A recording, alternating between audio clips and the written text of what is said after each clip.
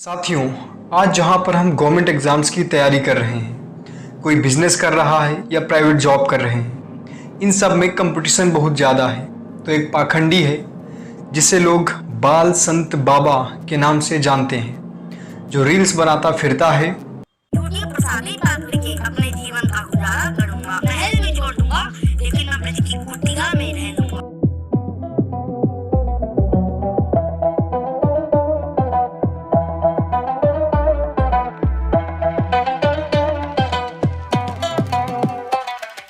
मोटे तू तो वृंदावन नस्सी पीने चला जाता है, पर कोई बात नहीं, मुझे फर्क नहीं पड़ता कि जमाना क्या कहता है।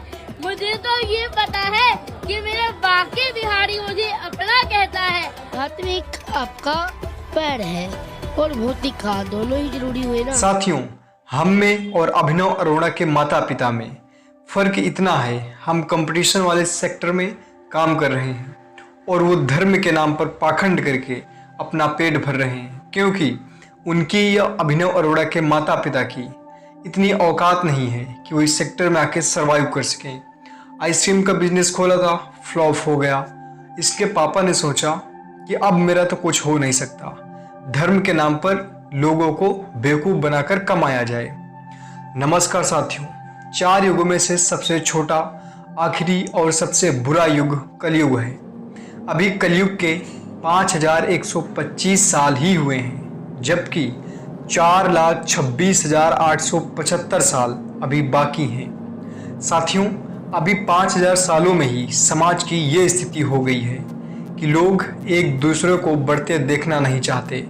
कुछ को छोड़कर, और पाखंड तो इतना बढ़ गया है कि लोग चंद पैसों प्रसिद्धि के लिए अपने बच्चों का इस्तेमाल कर रहे हैं। साथियों, अभी आपको लगता होगा कि पहले लोग भगवान की भक्ति कम करते थे क्योंकि हमें सोशल मीडिया पे दिखाई नहीं देता था, जो कि अब लोग करने लगे हैं जब से सोशल मीडिया आया है। लेकिन साथियों, रियलिटी अपोजिट है। अभी कह सकते हैं कि लगभग 90% से ज़्यादा लोग भक्ति का पाखंड मात्र करते हैं। कोई भी मुंह उठाकर चला रहा है और खुद को संत कहा रहा है। 5 साल का है, 10 साल का है, 15 साल का है, हम संत हैं। लोग भक्ति करने लगे हैं उनके नाम पर।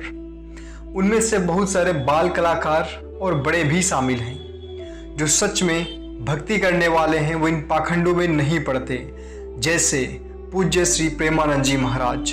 और ऐसे कई संत हैं जिनको हमने आज तक सोशल मीडिया पर देखा ही नहीं, संपूर्ण जीवन लोक कल्याण के लिए। साथियों, इसका नाम अभिनव अरोड़ा है, जो पता नहीं स्कूल जाता है या नहीं।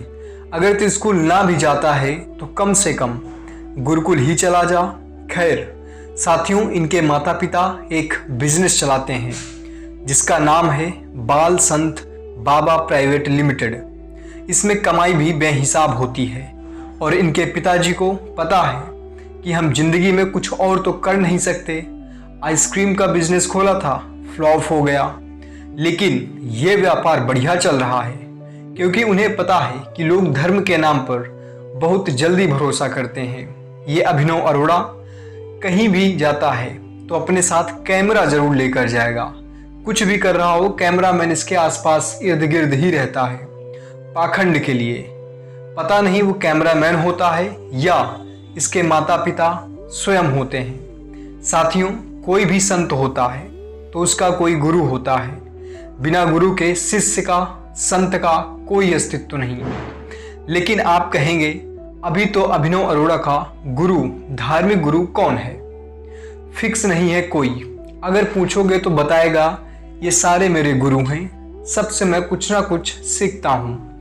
अच्छी बात है बेटे, लेकिन उसे असल जिंदगी में अप्लाई भी कर, या सिर्फ दूसरों को मूर्ख बनाता ही फिरेगा। कई पॉडकास्ट में इसने बताया कि मैं बचपन से ही मेरे अंदर भक्ति जागृत हो गई थी। जब बोलने लगा था तब से ही भक्ति करना शुरू कर दिया था। मैं आपसे बहुत नाराज। गुड इवनिंग मम्मा। पर मम्मी है तुम्हें। ये है भक्ति। एक वीडियो में तो ये खुद बता रहा है कि मैं मांस खाता हूँ, मांस। मेरी मम्मी के नहाने पर झाड़ू लगाती है, पोछा लगाती है, खाना बनाती है, खुद नॉनवेज नहीं खाती लेकिन मेरे चिकन अगर तुम्हारे अंदर बचपन से ही भक्ति थी तो कदाचित ऐसे तो स्वर नहीं होने चाहिए तुम्हारे कि मैंने बचपन से ही मांस का भक्षण करना शुरू कर दिया था। खैर साथियों, ये सारी बातें जो इंटरव्यूज़ या पॉडकास्ट में बोलता है, सारी बातें रटी रटाई होती हैं। जहाँ पर कोई नया क्वेश्चन आता है, इसे लगता है ये तो मम्मी पापा ने मुझे बताया ही नहीं, तो हालात कुछ ऐसे हो जाते हैं इसके। दिमाग में क्या ख्याल आता है?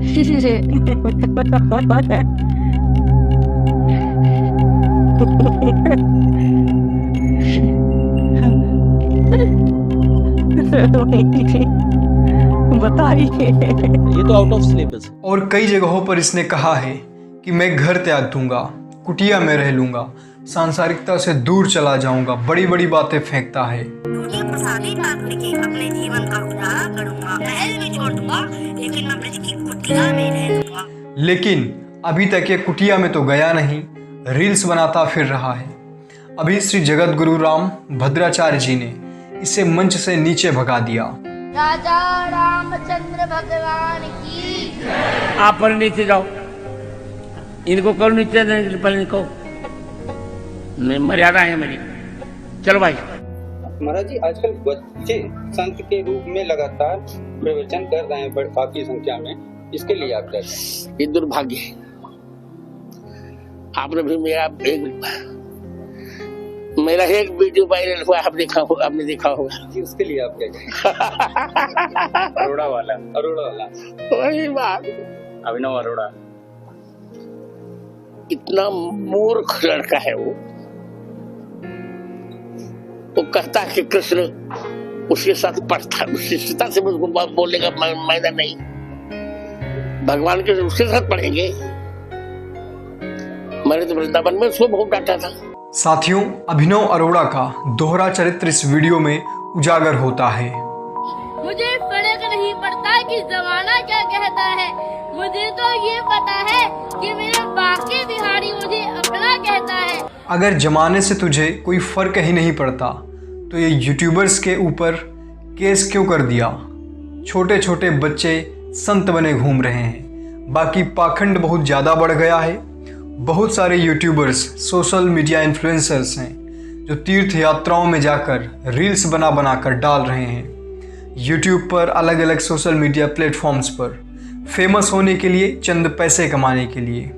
और बाकी अगर अभिनव अरोड़ा के माता पिता ने ऐसा किया है तो उन्होंने अपने बच्चे का बचपन उससे छीन लिया। और बाकी जो अटल सत्य है, जो झूठ द्वारा ढका नहीं जा सकता, दुनिया में किसी के द्वारा झुटलाया नहीं जा सकता, कि आपने जो कर्म किए हैं उनका परिणाम तुम्हें ही भुगतना पड़ता है। जय हिंद।